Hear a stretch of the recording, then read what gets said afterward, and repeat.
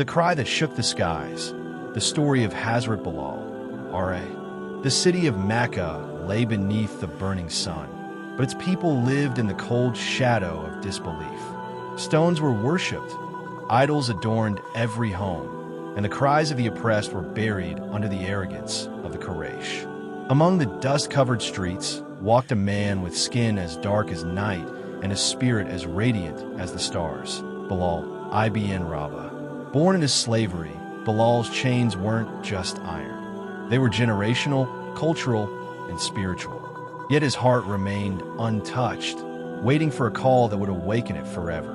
Bilal was the property of Umayyah ibn Khalaf, a man whose cruelty had no boundaries.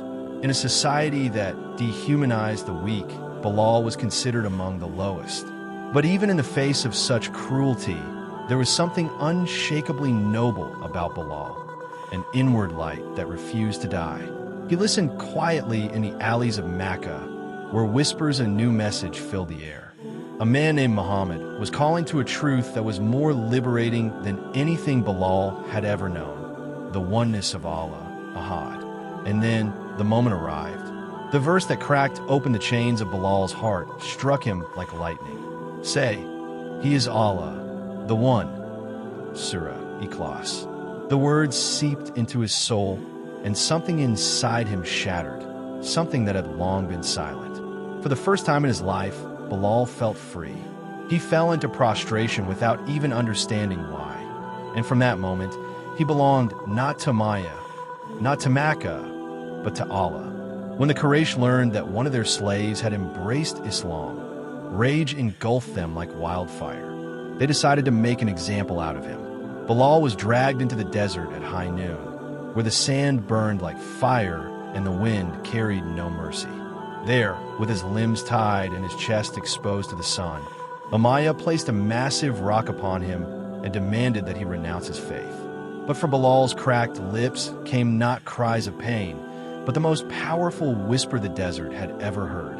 Ahad, Ahad. He could have begged for water. He could have screamed for help. But all he said was Ahad, over and over again. One word, one truth, one Lord. The torture intensified. They beat him. They cursed him. They placed burning iron rods against his flesh. But the slave's soul soared higher with every lash.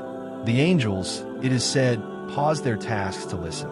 Jibreel descended to the prophet and said, "Ya Muhammad, Allah has heard the cry of Bilal. The earth trembles with it, and the sky weeps."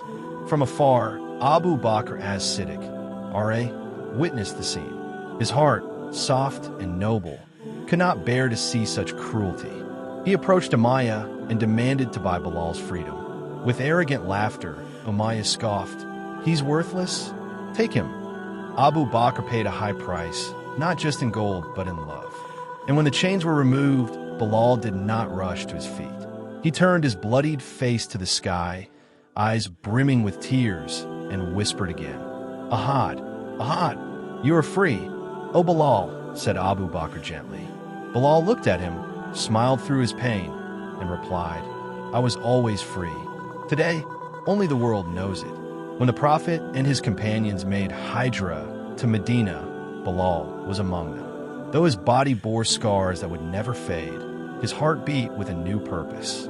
In Medina, the Muslims built a community based on love, justice, and worship. When the time came to establish the call to prayer, it was Bilal who was chosen. His voice was no longer the cry of a tortured soul.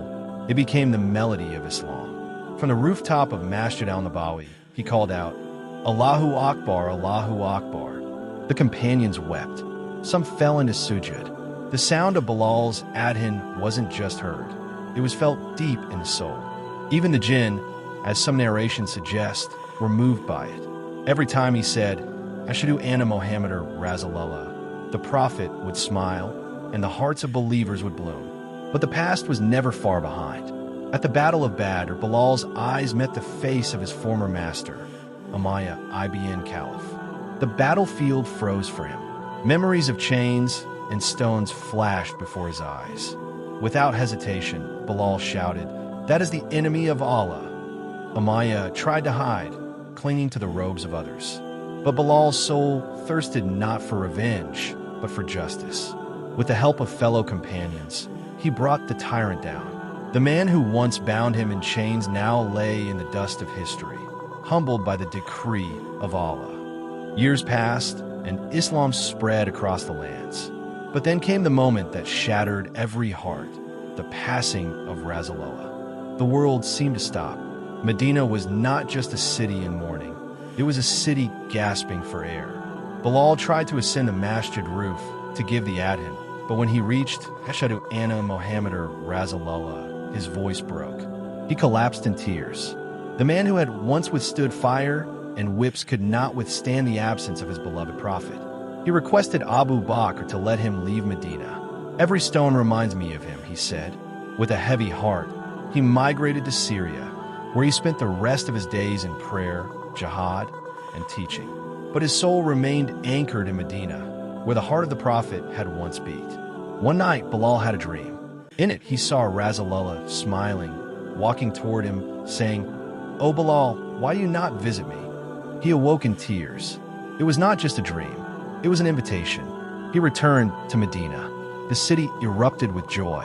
Children ran through the streets shouting, "Bilal has returned! Bilal has returned!" Umar ibn Khattab, R.A., begged him, "O Bilal, give the adhan one more time." Bilal resisted. "I cannot," he said. "My voice cannot survive the grief." But the people begged. And then, one final time, he climbed a rooftop. As his voice rang out, "Allahu Akbar, Allahu Akbar," Medina froze. The companions wept openly. Some women fainted. Men cried like children. When he said, "Ashhadu anna Muhammadan Rasulullah," it was as if the prophet had returned.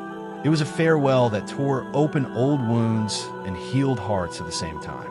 That was his last adhan. Years later, as death approached, Bilal lay on his bed in Damascus. His wife cried, "Woe to me!"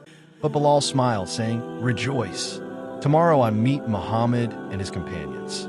And with that, the voice that once defied tyrants and moved angels fell silent in this world. But it echoes still.